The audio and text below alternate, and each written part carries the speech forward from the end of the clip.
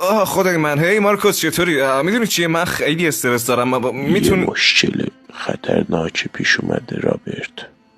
خیلی خوب. مشکلمون چیه؟ دنبالم بیا. باشه حتما. اینجا تن با خودت بیار. خیلی خوب.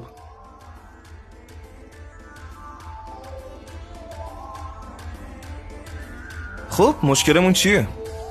من باخ. نمیدونستم رقصیدنم بلدی. خیلی باحاله. نظرت چیه رابرت؟ باورم نمیشه، خیلی خوب داری میرقصی. نانای. از کجا یادش گرفتی؟ خیلی باحال داری غر میدی.